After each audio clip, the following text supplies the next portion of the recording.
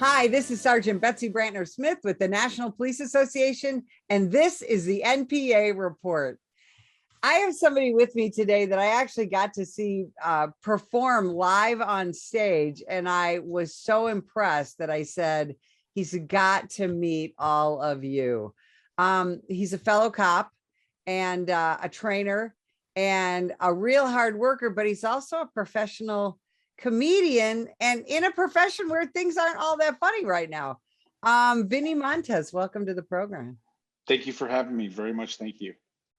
So let's talk first about your police career. Sure. How long have you been a cop? And as I always get asked, why'd you become a cop? Well, those are two questions I get asked a lot. So thanks for asking them. First of all, I've been a cop for an actual police officer for 24 years. But I started my career much earlier than that at the age of 14 as a law enforcement explorer. And I guess growing up, my idols, quite frankly, were Ponch and John. Watching Chips when I was growing up, and I was like, one of these days I wanted to be one of those guys. I always thought I was going to be riding a motor somewhere. I'd probably kill myself if I got on a motor today, but yeah, that's where it all started at. That's awesome. And I just have to tell you, I too was a police explorer. Oh, wow, that's amazing. And I'm a little older than you, so my heroes were, Adam 12 and Dragnet and all that. But I think a lot of us are probably more than would admit. A lot of us are cops because we watch too much TV as kids, right? Yeah, probably. But although I do love the old Dragnet series. It's pretty darn good. So absolutely. So you decide to become a police officer again, a very, and I want to tell people you're in a large sheriff's department in Colorado. You're a real deal cop. Yep. And police work's not always funny, although it is to us, right? And that's probably something I think we're going to talk about. But we're not seeing a lot of real funny stuff when people call 911 and when tragedies involved or accidents. How did you start to attach comedy to your police career? Well, it comes from a very dark place, and I think if a lot of comedians, you ask them where their comedy comes from, some of them would tell you the very same thing. I lost a young man. Let's go back even further. Early in the 90s, when I was riding around with deputies that were my advisors and mentors before I even became a cop, and also in my early years of being a cop on the street, nobody really talked about mental health. Nobody talked about, I think there was a big, and still is in a lot of cases, taboo surrounding talking about what you see, taste, smell, hear. And I really was one of those people who didn't listen to the people who were around me, like, take care of your mental health. The sheriff that I work for now, he was instrumental, like trying to reach out to me. And I was just like, I'm good. And I found myself saying that because I think a lot of people, including myself, are afraid to admit that you're struggling at times, which then creates this cyclical effect of you getting worse and worse. And so that was all encapsulated and came to a head in 2008. I lost a young man in the canyon. I was off duty. I came across this accident. I tried to save this kid who stopped breathing. I couldn't do it. I blamed myself. It was just an excuse and the catalyst that started me to circle the drain. And it took a lot of me to actually sit down and finally reach out to counseling and start accepting some of those things that were happening. And comedy was my way out of that. Like, I was so attached to the job. If you would have asked me, I was like, dun, dun, dun, I'm a cop, man, And having that single identity almost was the end of me, just because I didn't have that balance in my life. And comedy offered me something other than being a cop. Although I do talk about stories sometimes about being a police officer, it's not my full identity. And I tell you, even to this day, when I'm on planes and I meet people for the first time, and they're like, what do you do? I'm like, I'm a stand-up comic. It really opens that door, because most of the time when people, you tell them I'm a cop, they're like, okay, well, hey, nice talking to you. And you just alluded to it a minute ago. People don't call 911 for good things. They don't be like, hey, you know what? We're having our 50th anniversary. Send the boys over and the gals over. We're going to have some cake. Nobody calls for that. It's only when the fights break out, all that stuff. So it's just, that is in a nutshell. I mean, I could go on for hours about this, but that's in a nutshell what brought me to the world of comedy. Well, and so now you are deep into your law enforcement career. You're also deep into your comedy career. So I just want folks to, I just want them to see what you do on stage. I am a big guy. I like to lift weights. If you ever see me running after somebody and you happen to see that sight, hit them with your car because they're wanted for a serious crime.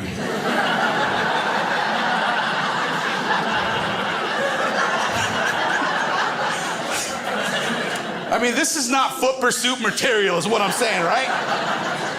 I mean, downhill, we got a good shot at it, right? Stopping will be a problem. Oh, you guys are good. I'm gonna switch it up here because you guys like that. Well, this is what we're gonna do. I didn't know I was gonna talk about this, but we're gonna talk about it. Millennial cops are entering the police force.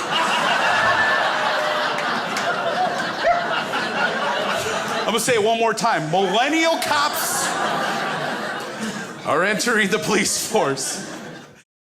So, Vinnie, you are a really funny guy, and I want people to know that about you.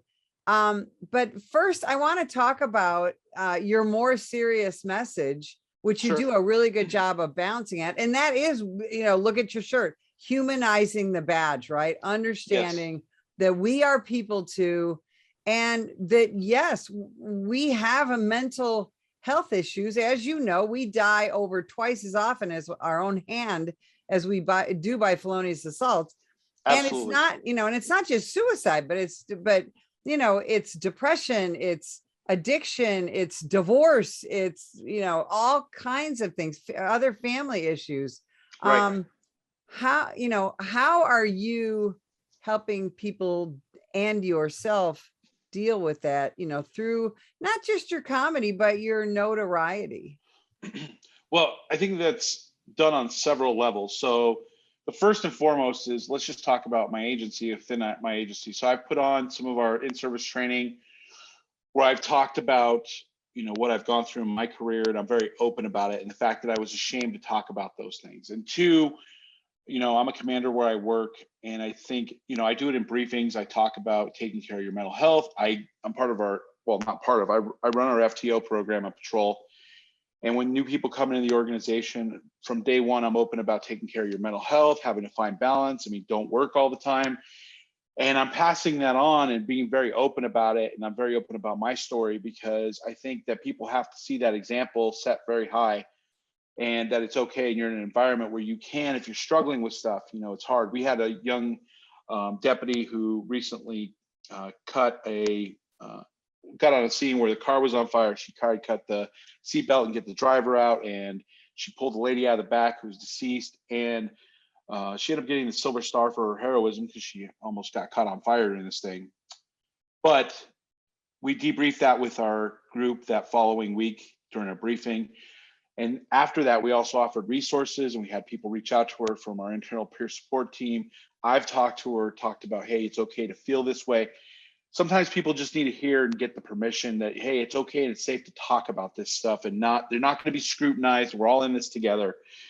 And I wish I would have had some more people that were like that. So that's what I'm doing on the local front in my home area. The other thing I'm doing is I'm a big advocate across the United States and wherever I perform and travel. I always take time, like I did at the show you were at, to talk about that and to try to reduce the stigma surrounding mental health and dealing with your mental health and owning some of the shortcomings that we all have. And I truly mean all of us, including myself. People have an opportunity to hear me, and they see me as a comic and a professional police officer, but they're also able to say, hey, you know what, if this guy can do it, maybe I can do it. And I've had a lot of people come up to me after shows and say, I really appreciate you saying that. I didn't feel like I was okay to feel this way. But hearing a person who's in that role as a full-time officer and also a stand-up comedian, able to just be open and honest like that in front of so many people. And also I'm part of a lot of organizations called Humanize the Badge. We have Call for Backup, which is an option for people to reach out for help. And I'm part of a lot of organizations. I perform routinely for the Bridge in Ohio, which is for first responders and their spouses to come to kind of deal with some of those things that are really plaguing the relationship that you alluded to, including substance abuse, divorce, all those things which you just highlighted. And you're right, we lose way more officers to their own hand than we do to line of duty death. So I am doing my small part to try to help out in that area. And I believe that when you are seeing other people that have shared your experience in some way, some fashion where you can relate to it, it makes it okay because you feel like you're not the only one. And I think that's where I was early on, is I was like, man, if I show weakness, then my partners aren't going to think that I'm okay to back them up. And that's not the truth. There are men and women to your left and to your right around the country who will help you. And there's plenty of places to get help. Well, and like you said, when you and I went to the academy, we were told, A, this job is going to be your whole life, and we expect it to be your whole life. Yep. And B, don't talk about it when you go home. And C, buck up there, kiddo. You got to be tough. You're going to see bad stuff. Yeah. And we have learned that, that's just the absolute wrong way to handle law enforcement mental health. Now, let me ask you this, because you're not just a police officer, you're a leader in your organization, you're a manager. So Right. what is it that you believe law enforcement managers need to do a better job of when, and I know it's a huge question, right? No, it's a great one. Yeah. What can our law enforcement leaders do to better support their personnel, and not just cops, right? Dispatchers, Right. everybody, 100%. community service officers, animal control officers, everybody in the organization. How can police leaders better support their mental health initiatives for their personnel? So that is such a great question. And you just alluded to it a minute ago. Where it starts is with checking yourself. Let me tell you what I mean by that is, you just said when we were in the academy, and I totally remember this, where the mentality was, suck it up, buttercup. And there wasn't really that dialogue. People wanted to show that they had this bravado and they could handle the tough scenes. And I remember being a 16-year-old kid riding with a deputy who passed away from his own hand. And this was later on after he left the agency. And the people end up taking in their lives. They don't tend to be the cops that are just hanging out. They're the SWAT people, the FTOs, the people who really devoted their life to the organization. Mhm. I remember riding with him, and we went to this accident where this lady was ejected. And it was the first time I helped carry a body. And I remember getting home that night and being like, man, I've really seen it. I'm there, gosh, I'm really in the mix. And that was so wrong in so many levels. But here's what the answer to your question. When I say check yourself, you can no longer think the way we thought in the past. As a manager, as a leader, as a commander, or whatever your rank is that you were in that leadership role, you have to come to terms with the fact that it's different today. I got myself in trouble early on as a commander by referring to, back in the day, we used to do that. And it just really turns people off. We have to be able to accept today's today, right? Yesterday was yesterday. And we still, there's a lot of things that we have to say about the awesomeness that we did learn and grow through. But today is to today. You can't apply the same set of standards like we just talked about that you and I were brought up with to the current generation of law enforcement. One, it will shut them down and you're not going to be able to reach to them. And your primary job is to have great communication with the people that are coming into the organizations today. It doesn't matter that maybe you don't think a little bit different than we do, but you have to be willing to be open, honest, and allow them permission to deal with the things that they're dealing with today. It is a much tougher environment in some aspects, not all, to come into law enforcement in 2022. So you just have to acknowledge that fact. With everything going on in social media across the country, what just happened in Uvalde, it's always, we're taking blows from all sides at different times. But you got to be willing to say, look, it's okay. Thank you for your coming into the service, and not put that expectation that we had on ourselves on them. Treat them for who they are today, support them, tell them we're gonna help them get through whatever crisis they need to. They need to know that they have that support. I cannot tell you how many deputies over the course of my career, I don't think the agency would support me. Well, that should not be the dialogue going on behind the scenes. It should be, look, if I get into trouble, I should be able to trust the organization that no matter what, as long as I tell the truth, I don't try to hide anything, I will be okay, barring, some grave departure from policy. But people are going to make mistakes, and we have to support those people, because no true leader in any organization and no good cop ever gets to be an expert or a master of this field without having, I call it, dents in your armor. You're not going to show up with a pristine shield. You're going to have plenty of dents taking those hits along the way. It's just supporting people through that. You're still going to, one time, and I know this is going to take away, but one time I crashed a car when I was a pretty young deputy, and I saw the sheriff the next day at the range. And I was like, Sheriff, yeah, I crashed my car last night. And he's laughing and carrying on. And I said, man, I'm so glad that you're not upset. I thought I was going to get in trouble. He goes, no, it's funny, but you're definitely going to get in trouble. So there's the accountability, but you can still have that piece where you can be real and not make the person feel so bad. But I think that's important as a leader in the organization. That is so profound, because I think a lot of young police officers now, well, and a lot of current police officers think I have to perform absolutely perfectly. And that's kind of what the media expects and the activists expect and all that, is that police officers, cannot make mistakes, because very often when we make a mistake, somebody gets hurt. Yes, And there is no such thing as perfection. There isn't. You can strive for it. But if you're truly going to master something, I mean, look at any of the people who become NBA superstars or anybody who becomes a master in the field that they choose to pursue. There are so many errors and shortcomings along the way to truly get to that top level. There's no such thing as perfection. And, to that end, one of the things that you did after all in a post George Floyd policing world, when we were taking so much hate, you actually did a video that got a lot of people's attention. Talk about that. So it's called To Those Who Don't Know Me. It was a video that encapsulated my feelings in response to everything that was going on. I was very specific and surgical in what I said, because it just represented the people who've worked in this profession and said, basically, these are all the things that I've experienced in my career. Don't judge me based on the few actions of a few.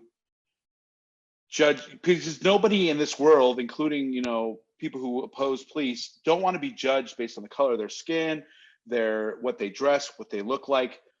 But oftentimes I would think that it gets flipped on its side, and we are being judged universally as police officers because we wear the badge, the uniform, and the gun as all being the same. That's very hypocritical in my evaluation. So I just responded without attacking anybody, just said, hey, this is what I've experienced in my career. This is why I do what I do. And at the end, I asked people to take the time to get to know their local law enforcement personnel, because as you will find, every single one of the people that work in this field, we're all different. And I'm not saying there are not bad cops out there. Of course there are. But those are the few and far between, just like any other profession around this country. And I just ask that people allow me to earn their respect based on the merit of my contact with them, and not what you see abroad, and apply that broad brush to me. And it was, a lot of people, it was very well received. I know you got a little hate too, but we all get a little hate. Yeah. And so now here we are, fast forward a couple of years later. What are your thoughts on the future of policing? Boy, that is a tough question. I am on the precipice of retiring in the near future, just because I really want to pursue some other avenues that might be able to have even broader impact. But what I think is that there are still going to, no matter what happens, there are still going to be vulnerable populations that need law enforcement help. There's always going to be the need for somebody to respond to the call. And so for these young men and women who are coming into this profession today, I have to truly acknowledge that and say thank you for doing so. But I think that everything is going to be more CSI kind of. And what I mean by that is everything's going to be based upon a videotape. I mean, we no longer just have body cameras. We've got car cameras now. We have, everybody expects to see a video of something. So I think things are going to become a lot more forensic in that respect. And I think that's actually somewhat good, because I can't tell you, a lot of people still this day, I travel around the country, they're like, we don't have body cameras. I'm like, well, I hate to tell you, you're behind the time. And I know a lot of our people, when we first went to body cameras and all that stuff, were like, oh, this is not, you're going to be spying on us. Well, as an administrator, I've cleared more deputies in a short time by looking at a body camera footage than anything. It protects them way more than it hurts them. So I think that in the future, law enforcement is going to have to be akin to a lot of change. We are in this new age world of cameras and video and all that stuff. And I don't know, honestly, what it's going to look like, but I think that there's a lot of change coming. And I know the things that cops hate the most are change and the things that always stay the same. And so, that'll be a little bit tough for our profession because cops are used to their routine. We put on the uniform the same way every day. We like our cars a certain way, our war bags a certain way. That's all okay. But I will just tell anybody who's listening to this is be open to the change. You don't know what's going to happen because you haven't experienced it yet. Some of you probably hated eating certain things when you were younger. I know I did, but as I got older, I was like, hey, this is not so bad. And in fact, I do like this new thing. It takes getting acquired and accustomed to things sometimes. Just be open to that coming into the future. Be open to the change. You never know what it's going to get and how it's going to benefit you and your colleagues. So that would be my only fortune telling for the future. Vinnie, in the minute we have left, who's your favorite audience to perform in front of? I love performing in front of law enforcement, EMS personnel. They get my humor. And there's also things that I've written, which you got exposed to, called dark humor. It's not for the average crowd because you can't tell that to the civilians because they'll be like, oh my God. But the people who have been in this business, smelled, touched, heard, tasted the things that we have, they really, really get it. And not only do they get it, it really resonates with them because they're like, this guy knows what we are going through. And that dark humor is what keeps us moving forward. You are absolutely right. Vinnie, where can people find you? You can find me anywhere on social media, everything, Snap, Twitter, Googlegram, or just at my website, VinnieMontez.com. It's all just under my name. I look forward to seeing people at shows, and yeah, it's been great. Vinnie, thanks for spending time with us today. And if you would like more information about the National Police Association, visit us at nationalpolice.org.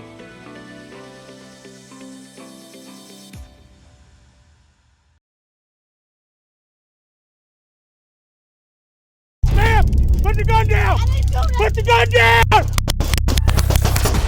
Last year, law enforcement officers were involved in hundreds of thousands of use of force incidents. A use of force incident is when an officer must use nonverbal tactics to gain control of a dangerous situation. Put the knife on the ground. In many cases, officers have no choice but to use force when a suspect doesn't comply with a lawful order. Use of force is always ugly. No one likes it, especially police officers. Together, we can help de-escalate these dangerous encounters. Help police officers by complying with their lawful orders. Don't attack, attempt to disarm, or flee from an officer. Use of force is an officer's last option. Most incidents can be avoided by not resisting arrest. If you feel you've been wrongfully detained by a police officer, then seek a legal solution after the encounter has been resolved. Let's keep everyone safe. Comply now and complain later.